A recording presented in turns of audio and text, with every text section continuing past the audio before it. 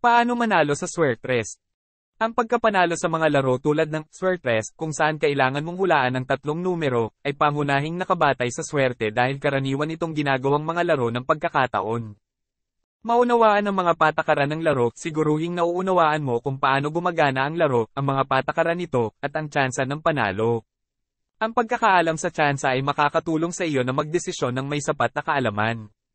Pagpili ng random na numero, dahil ang laro ay batay sa swerte, walang tiyak na paraan upang masubaybayan ang mga numero na mananalo.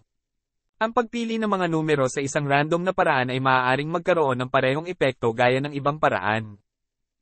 Mga pattern ng numero, bagamat ang mga numero sa mga laro na ito ay kinukuha sa isang random na paraan, may ilang mga manlalaro na naniniwala sa ilang mga pattern o tendensya. Tandaan na ang mga pattern na ito ay hindi siyentipikong napatunayan at karamihan sa mga ito ay pamahiin lamang. Mainit at malamig na numero, may mga manlalaro na nagmamanman ng mga numero na madalas lumabas, mainit na numero, at ng mga numero na hindi pa muling lumalabas kamakailan, malamig na numero. Ito ay isa pang paraan, pero mahalaga ring tandaan na ang bawat paghila ay independyente at ang mga nakaraang hila ay hindi nakaaapekto sa mga susunod na hila.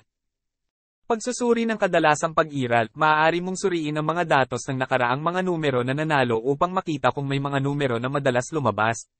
Bagaman hindi ito garantisadong magpapakasiguro ng panalo, maaaring makatulong ito sa pagpili ng mga numero ng may mas sapat na kaalaman.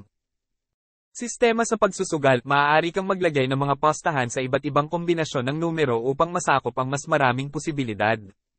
Ito ay nagpapataas ng iyong tsansa ng panalo, ngunit ito rin ay nagpapataas ng iyong gastos. Panatilihing responsable ang pagsusugal, tandaan na ang mga laro na ito ay para sa kalabasan at hindi dapat umaasa sa mga ito bilang pinagkukunan ng kita. Ay gamble lamang ang halaga na kaya mong mawala. Iwasan ang mga panlilinlang, maging maingat sa sinumang nagmamalaking may garantisadong estratehiya para manalo sa kabayaran. Wala itong tiyak na paraan upang manalo sa mga laro ng pagkakataon.